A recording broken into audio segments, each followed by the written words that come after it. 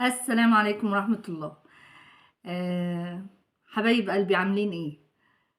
آآ يعني جالي على الماسنجر وجالي على الواتس آآ في بواقي قماش، قولي لنا الأفكار اللي ممكن نعرف نشتغل بيها. آآ هو صراحة أنا كنت من فترة قايلة إن إحنا هنشتغل على المشاريع اللي هي الصغيرة، بتبقى مشاريع صغيرة وفي نفس الوقت مُربحة، يعني بيطلع لِك فيها حاجة كويسة، بالذات الناس المبتدئة بيبقى الإمكانيات المادية عندهم مش سامحة إن هُم يجيبوا قماش كامل، فمثلًا بيجيبوا مثلًا بواقي قماش، بتبقى ناس عارضة بواقي القماش بيعة كده، الحاجات دي بتبقى بسعر كويس جدًا وحنين كمان. طيب أنا لو جالي بواقي قماش سواء جاكار أو قطيفة، يعني جاكار أو قطيفة شغال، بيطلع منها حاجات تحفة، تحفة. من أول المشروعات إن إحنا بنعمل خداديات، الخداديات اللي هي الكوشانات بتاعة الأنتريه والرُكَن، تمام. في حاجة تاني، أنا كنت باعملها من القطيفة أكتر من الجاكار، بس الجاكار يعني نازل اليومين دول في كفرات المراوح، سواء بقى سقف أو stand اللي هي المدوّرة الصغيّرة دي. البواقي اللي معايا كبيرة، يعني إيه كبيرة؟ يعني 50 في 50 مثلًا، وعندي حتّة زي دي مثلًا، دي أهي، دي حتّة 60، 60 في حوالي 80 سنتي، دي ممكن أعملها cover مروحة، تمام. في أكبر نفس الشكل، نفس المقاسات، ممكن نشتغل سقف، cover مروحة سقف، لو هي مثلًا يعني أقل في العرض كده، حتى دي كمان مش أقل في العرض، لو هي مثلًا عرضها كده ممكن نشتغل عليها مروحة سقف، بس لازمًا يكون عندِك يعني كذا حتّة شبه بعض، تمام، لإن المراوح السقف بيبقى 3 ريشة و4 ريشة كده. في حاجة تاني هي اللي هاقصّها لكم النهارده، لإن أنا محتاجاها صراحة، أنا عايزاها فقُلت إيه هاقصّها واشتغل إيه و و ويبقى إفادة ليّا وليكم، اللي هي أبواز المخدات، دي تحفة، يعني بُصّوا شغّالة صيف وشتا، يعني مش شرط في الشتا بس وشغّالة معاكم على طول. أنا كنت الأول باعملها برضه بالقطيفة، أنا هاقص لكم دلوقتي cover يعني بوز مخدة، أبواز مخدات، وهنشوف هنعمل فيها إيه. بس قبل ما نشتغل حطّي لايك وشاركي الفيديو مع غيرِك، هتاخدي نفس الأجر وهتستفيدي زي ما أنتِ استفدتِ هي تستفيد، بالذات الناس اللي لسه مبتدئة، اللي على يعني الدنيا مش سامحة إن هي تعمل حاجة كبيرة. وعلى فكرة من المشروعات أو من أوائل المشروعات إن أنا بدأتها يعني. أنا هاعمل على السنجر السودا عشان الناس اللي لسه ما عندهاش إمكانيات إن هي تكون عندها مكنة سنجر.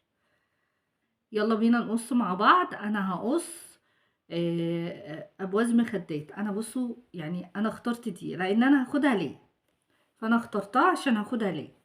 بُصّوا بقى، بُصّوا أهي حتّة برضه صغيّرة، دي مقاسها 35، دي حلوة جدًا في بوز المخدات، هاشتغل لكم عليها برضه، هاقصها برضه. بُصّوا هابدأ بدي، أنا قايساها وعارفة أنا هاعمل بيها إيه. بُصّوا هي 50 في طول حوالي 80 سنتي.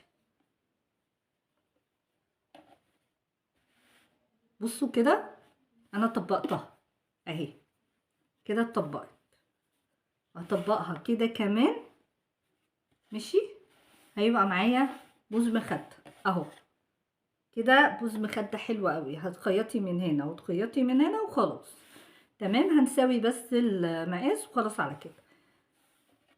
ممكن بالنظر تعرفي. بس اللي هيبدأ مقاسنا، المفروض مقاسنا ده 40، تمام.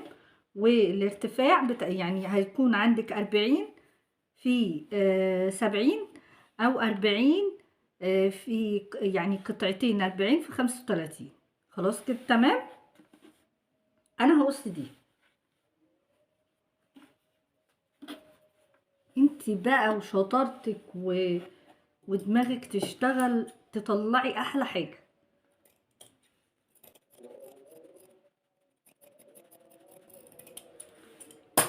بصوا دي طويلة شوية، يعني هي كده طويلة.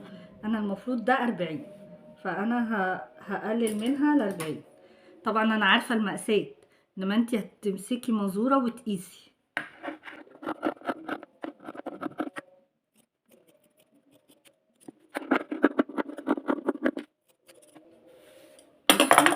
أنا طلعت من الحتة دي ببوزين مخدة.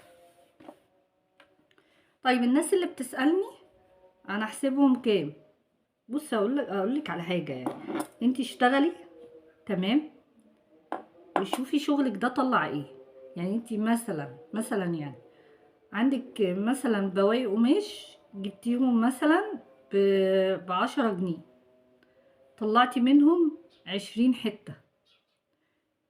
هتضربي يعني هتقسمي ال20 حتة دي على ال10 وزودي مكسبك في الخياطة، في الكهرباء، في الكلام ده كله. انا ما اقدرش اقولك هتبيعيه بكام. ليه بقى؟ لان اولا الاماكن يعني مختلفة. احنا على اليوتيوب في بيسمعني يعني ما شاء الله، يعني انا لقيت ناس بتسمعني من دول عربية، فاللي هو ما اقدرش اقول لها خدي مكسب كذا. لا، انتوا حددوا مكسبكم، انا بس بقولك الطريقة. تمام.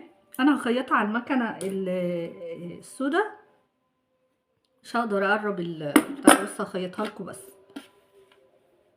قبل ما اخيط هعمل واحدة كمان.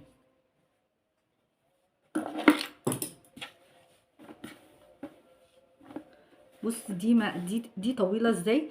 دي مقاسها 35 وطولها طويلة جدا، يعني هي طويلة قوي. انا ما قستش طولها صراحة. فانا عايزة المفروض ان دي 35، عايزة بقى ايه؟ هيبقى 80 بقى. وزن المخدة تبقى 80. هنقصها كده اهي. ادي 35 اهي، 35 في 40. ماشي، انتي ظبطي حالك بحالك. انا عملت اهي واحدة، هحطها جنبي كده واعمل نفس المقاس. هي ما شاء الله كبيرة.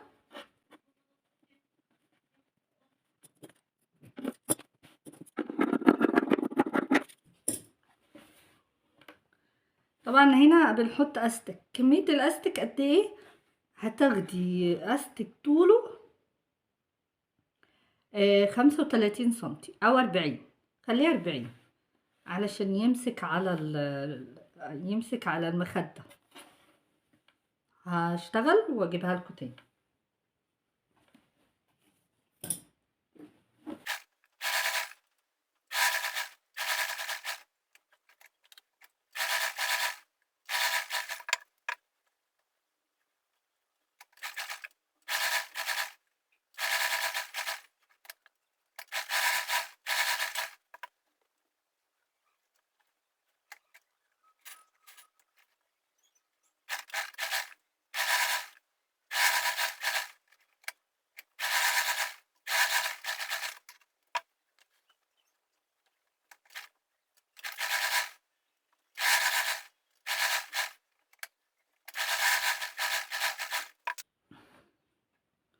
بصوا بصوا انا عملت اهي، يعني عملت 4.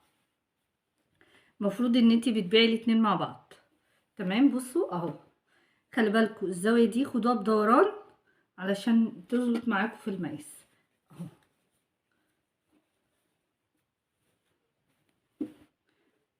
بصوا ولا اسهل من كده، مشروع سهل جدا جدا.